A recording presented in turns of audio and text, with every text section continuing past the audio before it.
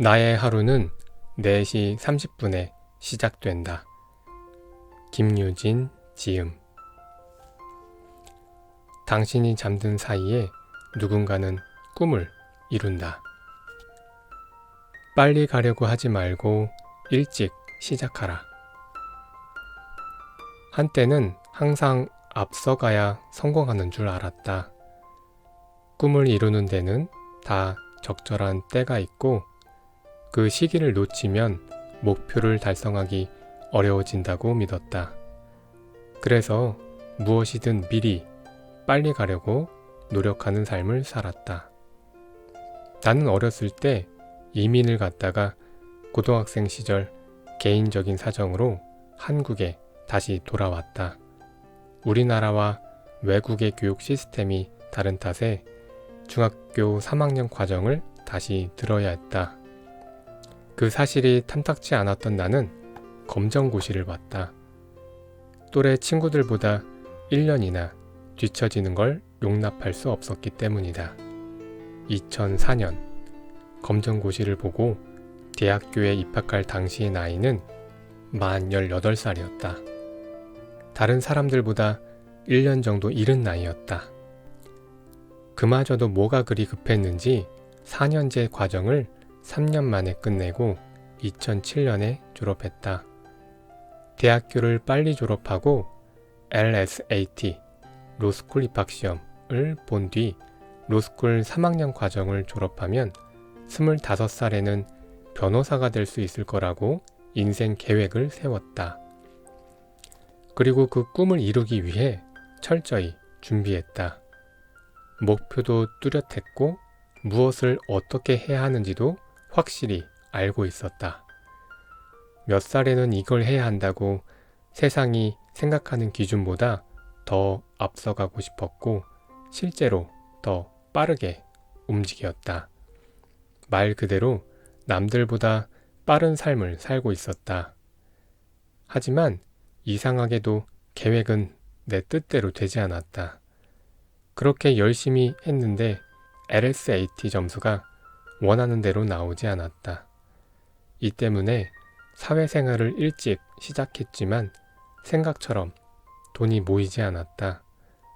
왜 내가 하는 일은 다 실패하는 걸까?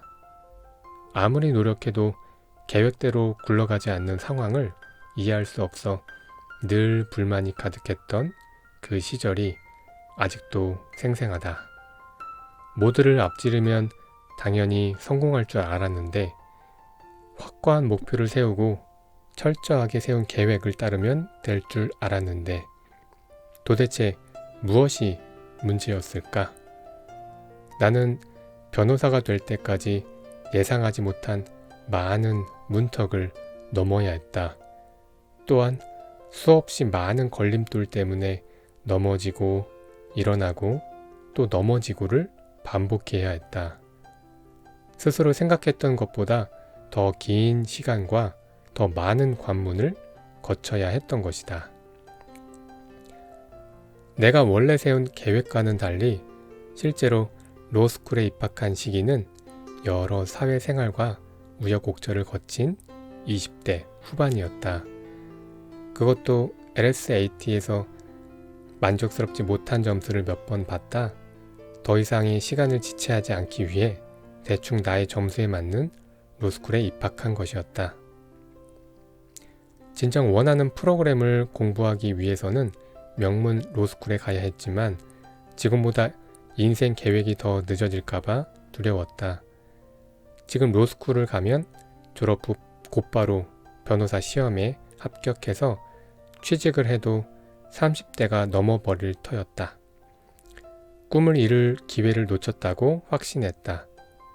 많은 사람들이 나에게 30대의 변호사가 되면 늦을 텐데 결혼도 해야지 혹은 그냥 바로 취직해서 회사에 입사해라 라고 이야기했다.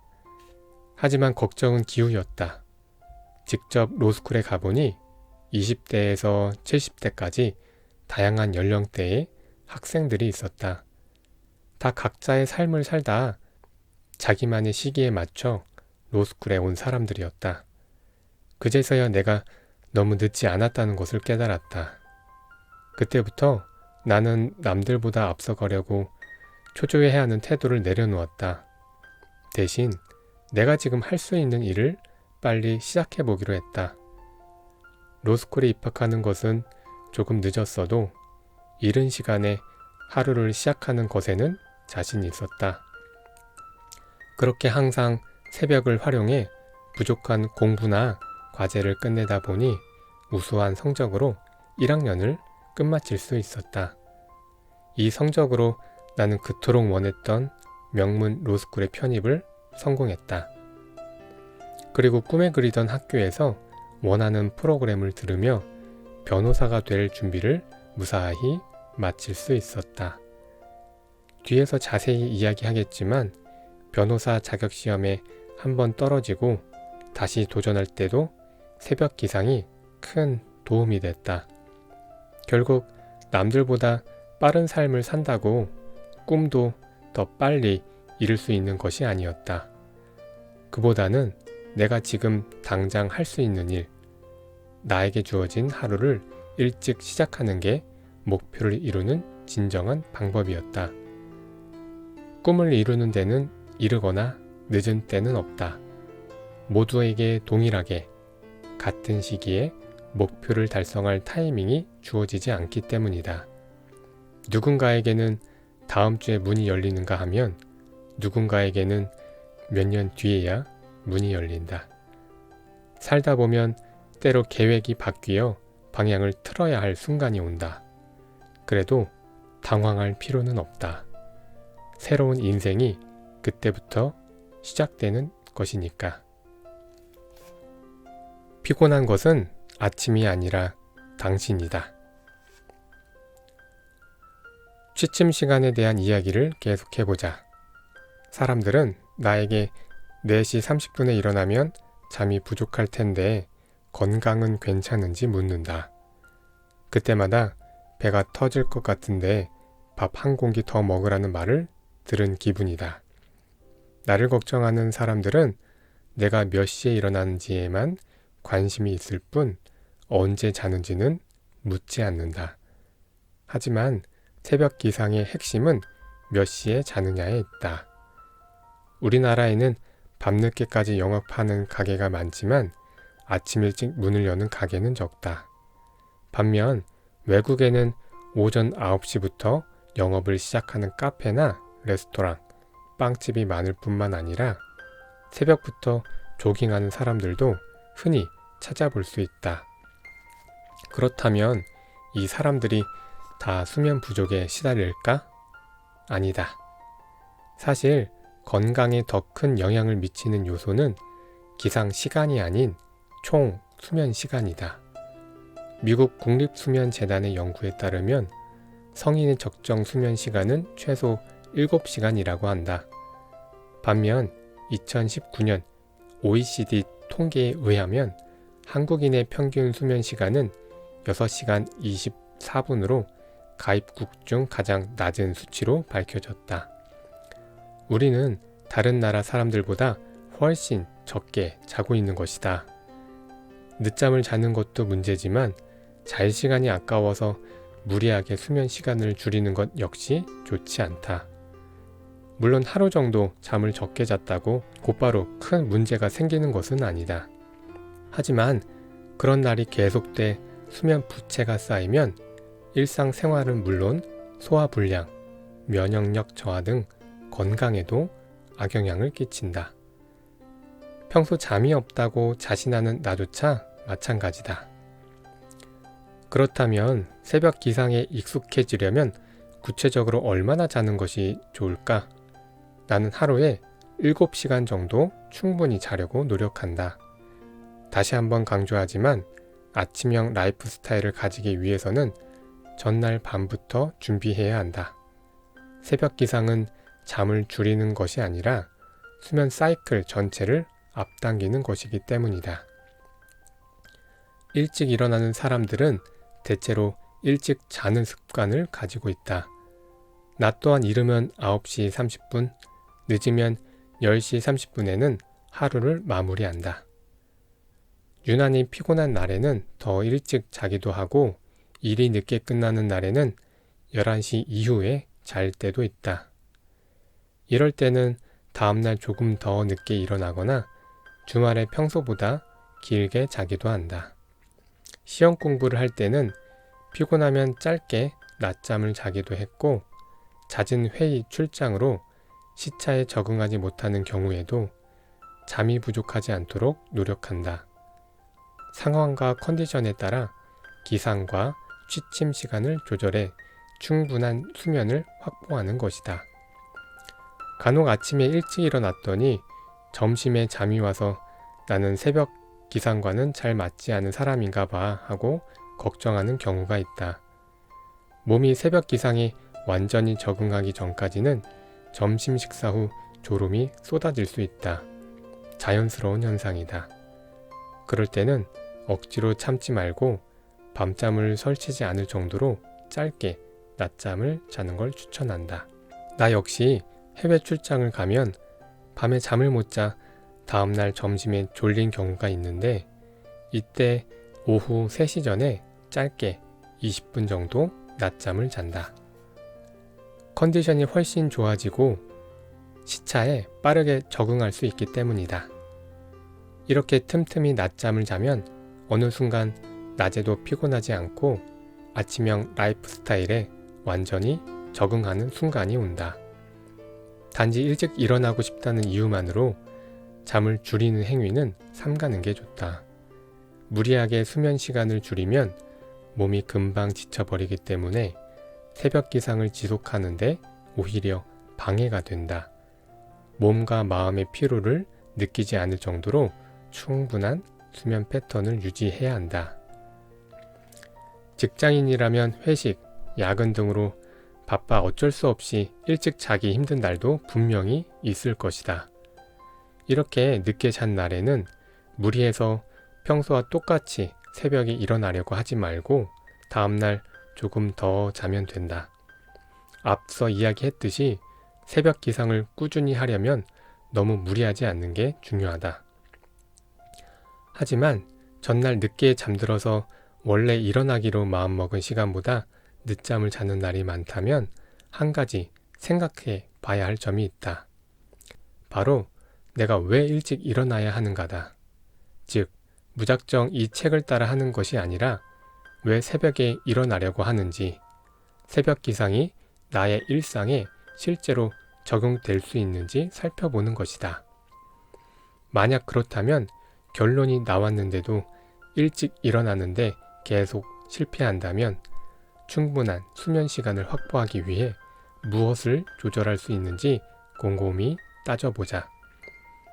피로를 느끼지 않으려면 최소 몇 시간을 자야 하는지, 오늘 밤의 스케줄은 무엇이고 다음날 무엇을 해야 하는지, 매일 비슷한 시간대에 잠들 수 있도록 그중 생략할 수 있는 것은 없는지 등 상쾌한 아침을 만들 수 있는 여러 요소를 고려하는 것이 좋다.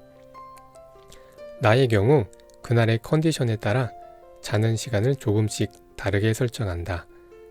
특별하게 한 게 없는데도 피곤한 날에는 저녁 6시부터 잘 준비를 한다. 그러면 다음날 아침 4시 30분에도 훨씬 개운하게 일어날 수 있다. 반대로 낮에 커피를 너무 많이 마셨거나 신나는 일이 있어 잠이 오지 않을 때는 오후 11시 정도에 잠자리에 든다. 이렇게 늦게 잠들어서 다음날 일어나는 게 힘든 경우에는 그냥 조금 더 잠을 청하거나 일단 지금 일어나고 오늘 저녁에 조금 더 일찍 자야지 라고 생각한다. 외부적인 요인 때문에 늦게 잠드는 경우도 있지만 심리적인 요인 때문에 아무리 노력해도 잠이 오지 않는 경우도 있다. 나의 경험상 이럴 때는 억지로 자려고 하지 않는 것이 좋다. 내일 일찍 일어나려면 일찍 잠들어야 한다는 압박감이 오히려 잠을 설치게 만들기 때문이다. 우리는 로봇이 아니다. 우리가 새벽 기상을 시도하는 목적은 내일 하루만 일찍 일어나기 위해서가 아니다. 모레, 글피도 일찍 일어나 남들보다 하루를 빨리 시작하는 습관을 기르기 위해서다. 그러니 아무리 새벽 기상의 성공을 좌우하는 것이 취침 시간이라고 해도 정확히 똑같은 시간에 잠들려고 무리하지 말자. 각자의 컨디션에 맞는 적절한 수면 시간을 유지하기 위해 매일 앞뒤로 1시간 정도 사이클을 조절해 가는 것이 중요하다. 수면 사이클을 너무 들쭉날쭉하게 만들지는 말아야 한다. 하루는 오후 9시에 잠들어 오전 4시에 일어났다가 하루는 오전 3시에 잠들어 오후 2시에 일어나서는 안 된다. 하버드 대학교가 학생 61명의 수면 습관과 성적의 상관관계를 연구한 결과에 따르면 수면 사이클이 규칙적인 학생이 그렇지 않은 학생보다 성적이 더 높았다고 한다. 우리 몸에는 오전과 오후에 생체 리듬이 있는데 자는 시간이 불규칙하면 이 리듬이 원래 시간보다 거의 3시간 정도 천천히 작동해 수업에 집중할 수 없기 때문이다. 이유 없이 잠들지 못하는 날이 계속된다면 하루를 마무리하는 나만의 단계를 만들어 보자. 나는 저녁에 오일 버너나 향초를 켜고 반신욕을 하거나 얼굴에 마스크팩을 붙이거나 눈을 소독한 뒤 편하게 자리에 눕는다.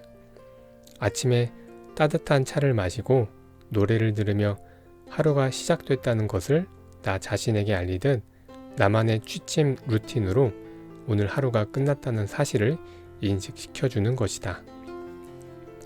때로는 오디오북이나 ASMR 영상을 켜놓기도 한다. 빨리 잠들어야 한다는 생각을 잊어버리기 위해 무언가를 듣는데 집중하는 것이다.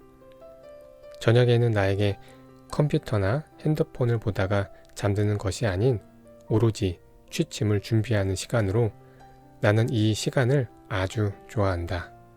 이렇게 하루를 조용히 마무리하는 취침 루틴을 만들면 마음이 저절로 안정돼 수월하게 잠들 수 있다. 우리는 왜 목표를 향해 나아가다 위기를 맞닥뜨리는 걸 실패라고 평가할까? 새벽 기상을 성공적으로 습관화하기 위해서는 아침에 일어나서 얻을 보상을 계산해 볼 뿐만 아니라 늦게 일어나는 것을 실패라고 단정짓지 말아야 한다.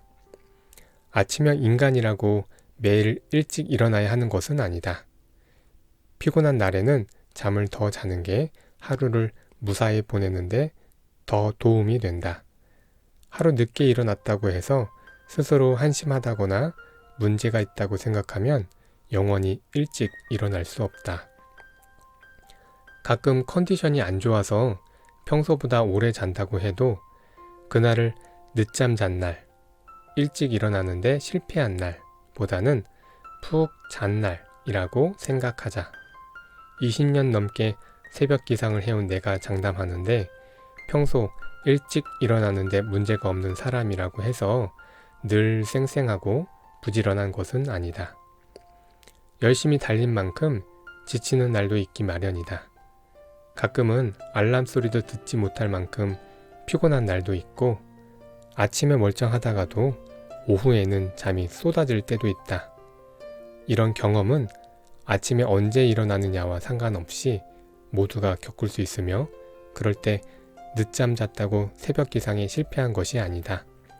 오히려 푹 자고 나면 몸과 마음이 부담이 덜어져 다음날 더 가뿐하게 일어날 수 있다.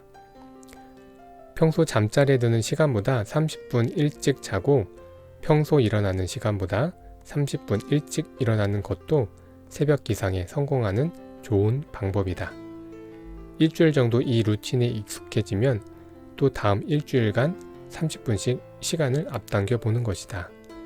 이렇게 계속 수면 사이클을 조절해서 습관화하면 일찍 일어나는 것이 훨씬 수월해진다.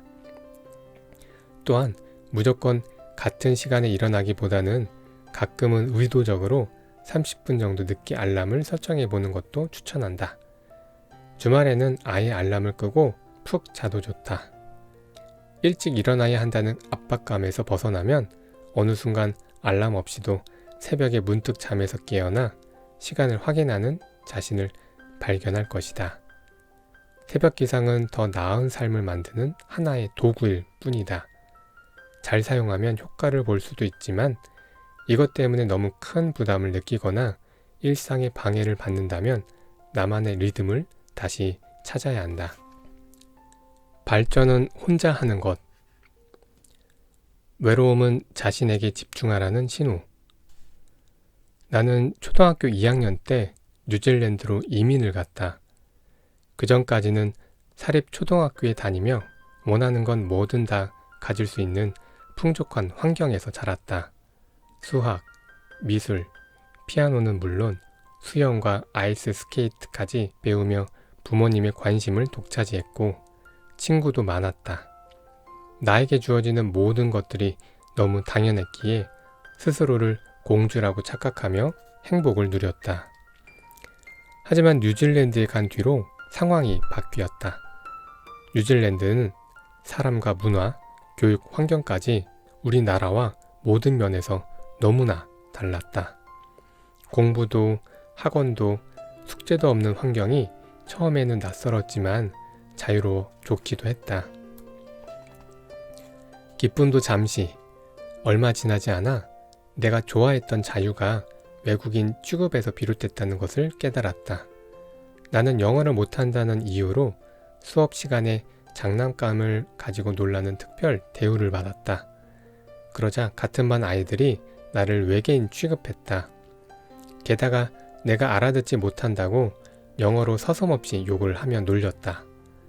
엄마가 정성스럽게 싸준 김치볶음밥 도시락에 냄새가 난다며 침을 뱉거나 쓰레기통에 내 도시락을 몰래 버린 적도 있었다. 한국에서는 예쁘다고 해줬던 나의 공주옷과 반짝거리는 신발도 맨발이 익숙한 뉴질랜드에서는 그저 놀림거리였다. 나는 싸우지 않았다. 피하고 눈치만 봤다. 나만 가만히 있으면 괜찮다고 생각한 것이다. 할 수 있는 일이 없기도 했다. 욕을 하는 아이들이 무섭다고 선생님에게 도움을 요청하면 아이들은 내가 먼저 때린 거라며 억울하게 누명을 씌웠고 이 때문에 교장실로 불려간 적도 한두 번이 아니었다. 같은 반 아이들뿐만 아니라 전교생이 나의 영어 발음과 생김새가 어떤지, 내가 점심에 어떤 한국 음식을 먹는지, 무슨 옷을 입었는지 일거수일투족에 관심을 두기 시작했다. 매번 눈치 보고 두려워하는 나의 모습 때문인지 따돌림 수위는 점점 높아졌다. 그때 내게 내세울 만한 건 아무것도 없었다. 나는 왜 키가 작으며 하얀 피부의 금발, 파란 눈을 가지지 않았고 영어를 못하는지 끊임없이 자책했다. 그리고 튀지 않기 위해 다른 아이들을 따라하다 보니 점점 정체성을 잃어갔다. 나중에 다른 학교로 전학 가면서 친구가 한두 명씩 생기기도 했지만 쉽게 마음을 열지 못했다. 게다가 부모님이 사업으로 한국과 뉴질랜드를 왕래하는 횟수가 늘어나면서 나는 혼자 홈스테이를 하게 됐다. 부모님은 내가 뉴질랜드에서 영어를 배우고 적응해 독립적으로 살아가길 바랐다. 나의 삶은 항상 사랑받는 삶에서 외로움과 싸워야 하는 삶으로 바뀌었다. 이런 상황에서 외로움은 극복하는 방법을 알아내는 것이 내 인생의 첫 번째 미션이었다. 나에게 외로움이란 뾰족한 바늘과 같은 존재였다. 바늘로 나를 찌르면 아프고 피가 나겠지만 그 바늘로 찢어진 옷을 꿰매면 구멍이 채워진다. 그렇게 외로움을 그저 일종의 컨디션이 좋지 않은 상태로 여기고 자기 개발로 공허함을 채우는 방법을 체득했다. 이때부터 무엇이든 혼자 행동하는 습관이 생겼다. 어느 순간 나는 사람들에게 항상 바쁜 친구로 인식됐다. 청소년 때도 대학교에 가서도 친구들과 달리 나는 그 어떤 무리에도 속해 있지 않았다. 그렇다고 교우 관계에 문제가 있는 것은 아니었지만 친구들과 교감을 나누는 것보다 혼자 발전하는 일에서 더 큰 성취감을 느꼈다. 한 번도 외로운 적이 없었다면 거짓말이다. 그러나 아무리 외로워도 어느 정도 시간이 지나면 언제 그랬냐는 듯이 정신을 차렸다. 오히려 한 번씩 외로움에 휘둘릴 때마다 스스로를 돌아보고 자극을 받았다. 그렇게 외로움은 나를 아프게 하는 것이 아닌 나 자신에게 집중하라는 신호가 됐다. 만약 지금 외롭다고 느낀다면, 평소 외로움에 못 이겨 주저하는 순간이 자주 온다면 이것은 자기 자신에게 집중할 기회일지도 모른다. 이 신호를 무시하지 말자. 혼자만의 발전을 두려워하지 마라. 나는 춤을 굉장히 좋아한다. 10대 시절 가수를 해보겠다며 오디션을 보러 다녔고 연습생이 돼 춤을 처음 접한 뒤 사랑에 빠졌다. 여러 이유로 가수의 꿈은 포기했지만 대학교에 가서도 춤의 매력에서 헤어나오지 못해서 댄스 학원에 다니겠다고 마음먹었다. 그때는 학원에 혼자 가기가 왜 그렇게 두려웠는지 친구 한 명을 설득해 함께 수업을 들었다. 가벼운 마음으로 학원을 다녔던 친구와는 달리 나는 배울수록 춤에 굉장히 진지해졌다. 수업 시작 30분 전부터 학원에 가서 연습할 정도였다. 멋지게 안무를 익혀서 영상을 찍는 것이 목표였기 때문에 최선의 노력을 다했다. 반면 친구는 막상 춤을 배워보니 적성에 맞지 않았는지 금방 흥미를 잃었다. 그래서 맛있는 저녁을 사줄 테니 일찍 나오라며 수업이 끝나고도 학원에 남아서 연습을 하는 나를 유혹하곤 했다. 나는 이런 상황이 굉장히 불편했다. 제안을 거절하면 친구를 섭섭하게 만들까봐 마음이 편하지 않았다. 그렇다고 춤 연습 대신 맛있는 저녁을 먹으러 가면 나 자신과의 약속을 어겼다는 마음에 자책을 했다. 이런 날들이 이어지면서 결국 춤에 흥미를 잃어버렸다. 혼자 발전하기를 두려워하는 사람들이 있다. 과거의 나도 마찬가지였다.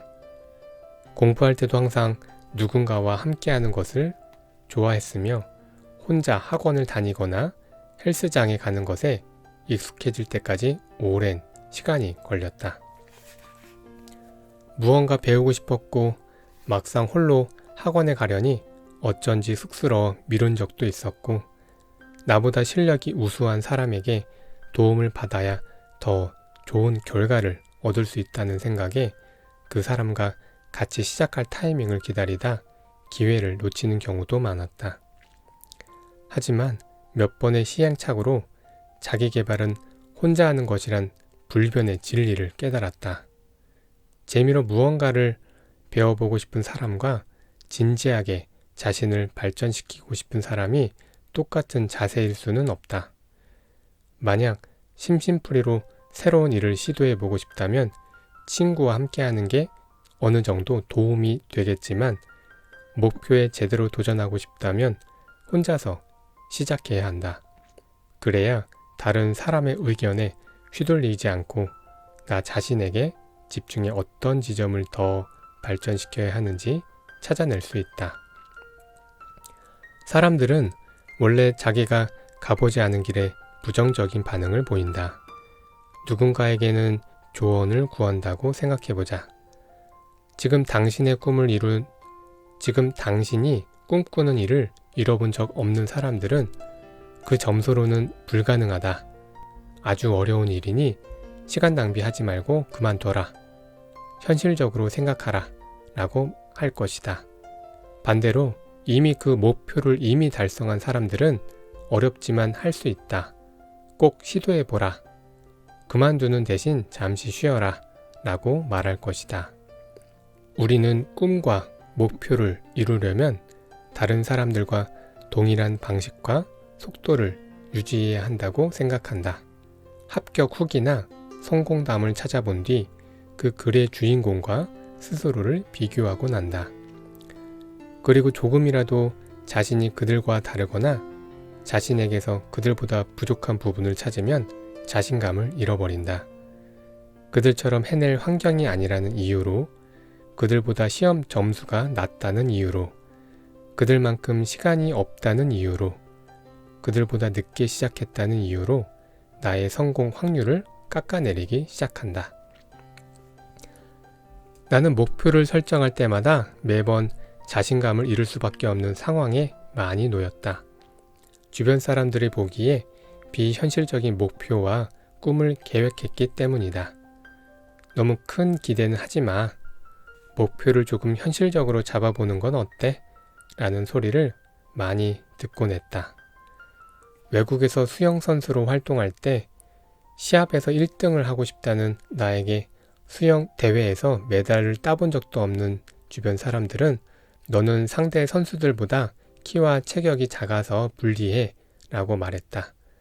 또한 한국에서 학교를 1년밖에 다닌 적이 없는 내가 검정고시를 본다고 했을 때 검정고시를 쳐본 적도 없는 주변 사람들은 그게 만만한 시험인 줄 아느냐? 한국어도 잘 못하는데 무슨 생각이야? 라고 걱정했다. 원하는 로스쿨을 가기 위해 LSAT 공부를 할 때도 그랬다. 원하는 점수가 안 나왔던 나에게 꼭 변호사가 아니어도 사는데 문제없다 라는 위로를 건넸다. 아니면 나의 목표가 지나치게 높다며 눈을 낮추고 현실적으로 생각하라고 이야기했다.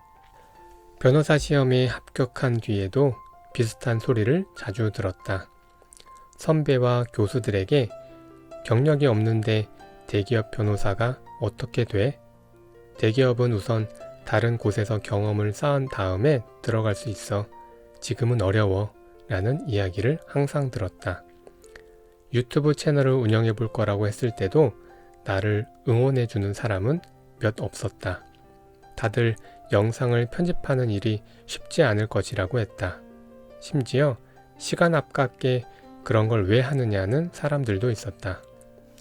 하지만 놀랍게도 다들 어렵다, 힘들다, 시간 낭비다, 불가능할 것이다 라고 이야기했던 많은 것들이 지금의 나를 탄생시켰다.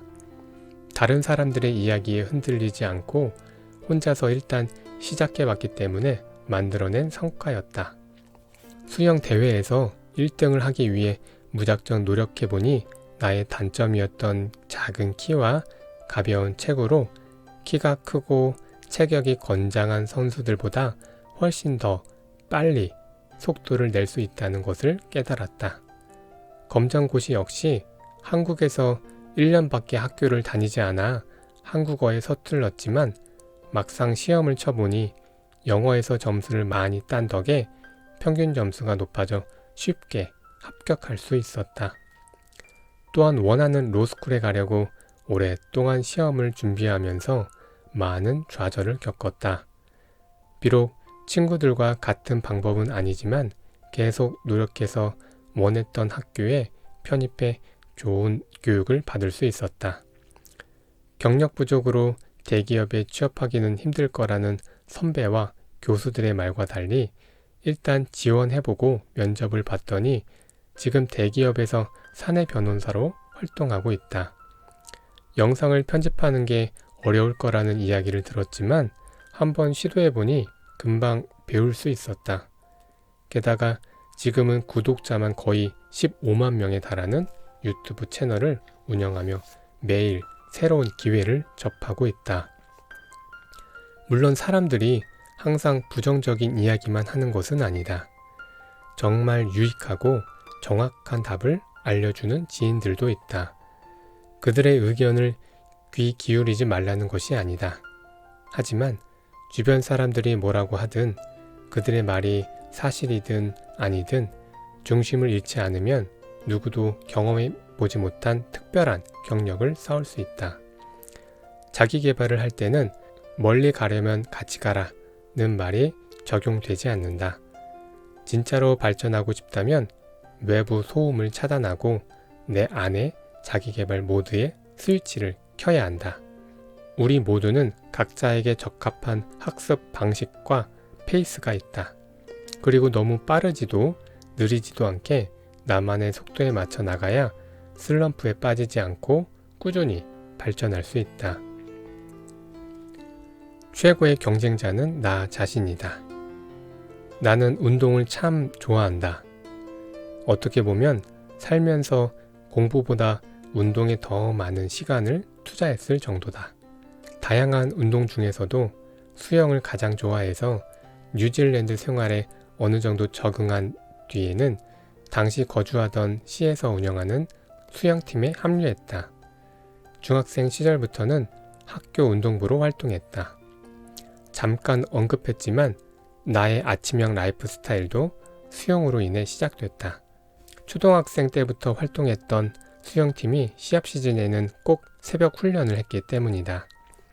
새벽 훈련이 없는 날에도 아침 6시 30분부터 학교 수영장에서 수구와 넷볼 훈련이 있었기에 나의 하루는 항상 오전 5시쯤 시작될 수밖에 없었다. 당시 나와 경쟁했던 아이들은 굉장히 키가 컸다. 어떻게 그렇게 빨리 성장했는지 몇 개월 간격으로 시합에 나갈 때마다 키가 더 자라 있었다. 힘도 굉장히 세서 그 아이들이 물속에서 팔을 한 번 돌릴 때 나는 2번 돌려야 비슷한 속도를 낼 수 있었다. 이렇다 보니 아무리 열심히 해도 항상 예선에서 탈락했다. 이런 인종 간 신체적 차이는 당연한 일일 수도 있지만 당시 나는 시합을 마치고 항상 세상 끝난 듯 통곡을 했다. 이민을 오면서 또래보다 뒤처진다고 생각했는데 게다가 신체적으로도 밀린다는 사실이 너무나 괴로웠기 때문이다. 팀 코치조차 나에게 큰 기대가 없어서 팀 경기에서 나는 언제나 제외당했다. 오기가 생겼다. 아무도 나에게 기대하지 않는다. 그들에게 나는 그저 영어도 못하고 체력도 모자른 외국인일 뿐이다. 같은 생각이 나를 더 자극하면서 승부욕이 강해졌다. 그래서 이를 악물고 훈련에 쏟아부었다. 등교 전 2시간, 하교 후 저녁을 먹기 전 2시간을 연습에 집중했다. 주말에는 고강도의 웨이트 트레이닝으로 근력을 키웠다. 숨을 쉬려고 고개를 들었다 다시 물에 들어오는 시간까지 단축하기 위해 숨 쉬는 것도 참았다. 그렇게 연습을 하다가 갑자기 어지러워져 수영장 밖에 구토를 한 적도 많았다. 울기도 엄청 울었다. 그래도 멈추지 않았다. 다른 선수들이 좋은 신체 조건으로 속도를 내는 걸 만회하기 위해서 내가 할 수 있는 일은 연습과 노력밖에 없었다. 수영 대회가 또 시작됐다. 작년에 만났던 선수들은 키가 더 자라 있었다. 여전히 나는 그들보다 한참 왜소했다. 200m 자유형 시합에서 총소리가 울리고 있는 힘껏 점프해 차가운 물속으로 들어갔던 그 순간이 아직도 생생하다.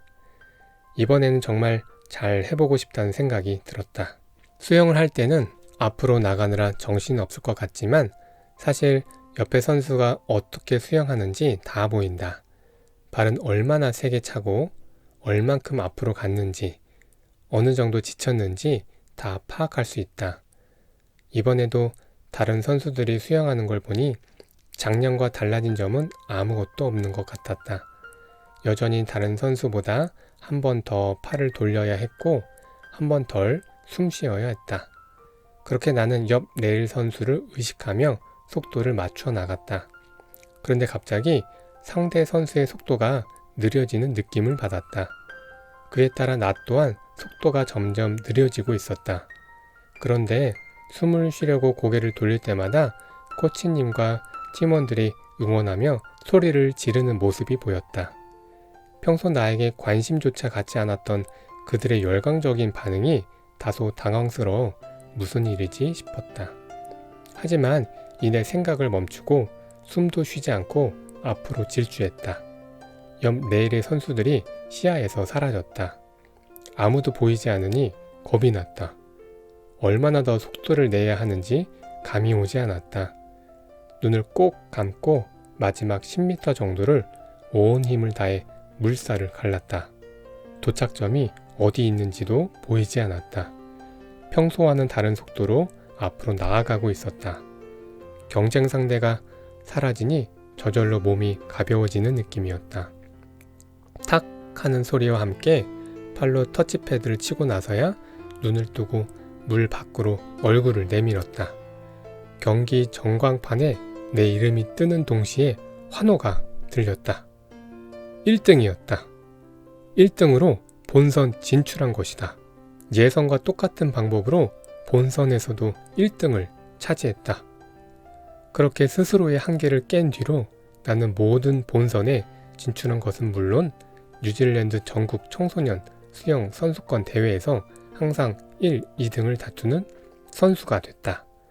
숨이 넘어갈 것 같은 순간에도 멈추지 않고 나의 한계점을 높이는 방법을 습득하자 내가 세운 기록을 깨고 또 깰 수 있었다.